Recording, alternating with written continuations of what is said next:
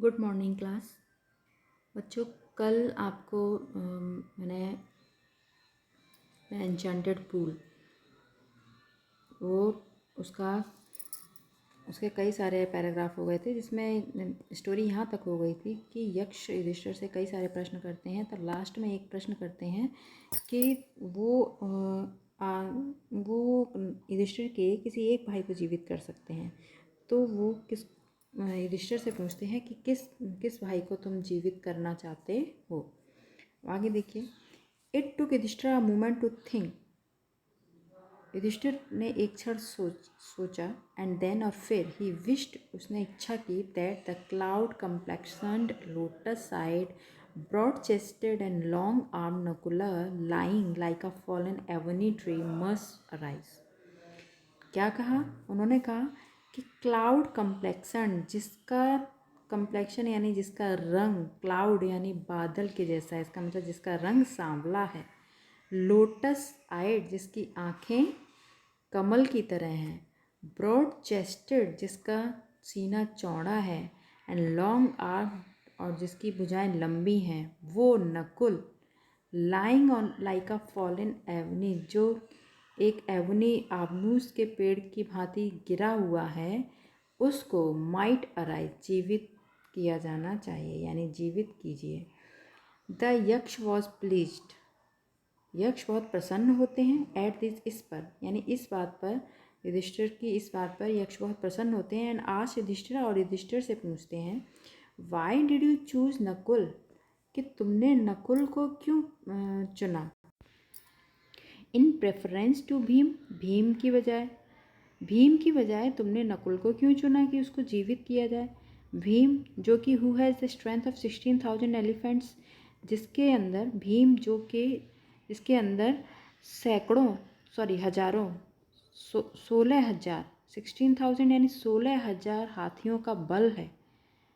ऐसा भीम जिसके अंदर 16,000 हाथियों का बल है, उसे जीवित करने की बजाय तुमने नकुल को क्यों चुना। आई हैव हर्ड, मैंने सुना है, दैट के Bhim is most dear to you, कि भीम तुमको बहुत अधिक प्रिय है। एंड वाई नॉट अर्जुना, और अर्जुन को क्यों नहीं। हुज स्ट्रेंथ, जिसकी ताकत, इन आर्म्स, भुजाओं में, जिसकी भुजाओं में इतनी शक्ति है, इज़ योर प्रोटेक्शन, जो तुम्हारी रक्षा कर सकती है। यानी तुमने अर्जुन को क्यों नहीं चुना, जो तुम्हारे रक्षक बन सकता है, तुम्हारी रक्षा कर सकता है। टेल मी, मुझे बताओ, वाई यू चूज़ नकुल, तुमने नकुल को क्यों चुना, rather than either of this two, इन दोनों के होते हुए तुमने नकुल को क्यों चुना, यानी इन दोनों की बजाय तुमने नकुल को क्यों चुना। युधिष्ठिर रिप्लाइड, युधिष्ठिर उत्तर देते हैं, O Yaksha, dharma is the only shield of man and not Bhim और अर्जुना। वो कहते हैं कि हे यक्ष, धर्म ही सब व्यक्ति का रक्षक होता है, यानी व्यक्ति का धर्म ही उसकी रक्षा करता है, ना कि भीम और अर्जुन। इफ़, यदि, धर्मा इज़ गिव अप, यदि धर्म छोड़ देता है, कोई व्यक्ति यदि अपना धर्म छोड़ देता है, अपना कर्म करना छोड़ देता है, मैन विल बी रुइंड, तो वो व्यक्ति बर्बाद हो जाता है। अब आगे बताते हैं, Kunti and Madri were the wives of my father, Kunti और माद्री मेरे पिता की दो पत्नियां थीं। आई एम अलाइव, मैं जीवित हूँ। अ सन ऑफ कुंती, जो कि कुंती का एक पुत्र है, यानी मेरे पिता की दो पत्नियां थीं, कौन कौन, कुंती और माद्री, और कुंती का पुत्र मैं हूँ, इसलिए मैं जीवित हूँ। एंड सो, और इसलिए, सी इज़ नॉट कम्प्लीटली विरिव्ड, वो पूर्ण रूप से, विरिव्ड मीन्स दुखी नहीं होगी, है ना, मतलब वो पुत्र से वंचित नहीं होगी, क्योंकि कुंती के 4 पुत्र हैं। कौन कौन, कुंती के 3 पुत्र थे। कौन था सबसे बड़ा, युधिष्ठिर, फिर भीम और अर्जुन, और नकुल और सहदेव माद्री के पुत्र, माद्री यानी उनकी दूसरी पत्नी के पुत्र थे। तो वो ये कह रहे हैं, कुंती का एक पुत्र यानी कि मैं जीवित हूँ, इसलिए वो पूरी तरह से वंचित नहीं होगी, यानी वो दुखी बहुत ज़्यादा नहीं होगी, क्योंकि उसका एक पुत्र जीवित है। In order the scale of justice में बी इवन। न्याय का पैमाना यानी स्केल्स ऑफ जस्टिस, न्याय का पैमाना बराबर रहे, बराबर हो सके।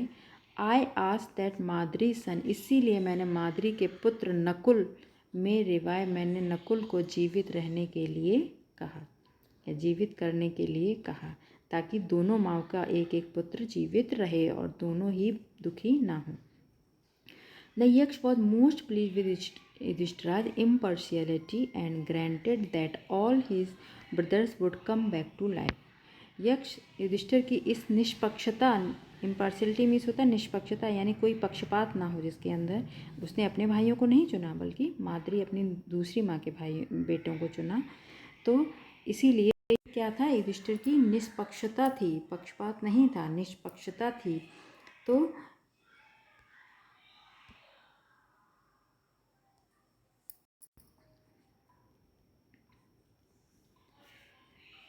तो न्याय का पैमाना बराबर रहे, इसीलिए युधिष्ठिर ने नकुल को जीवित रहने के लिए कहा।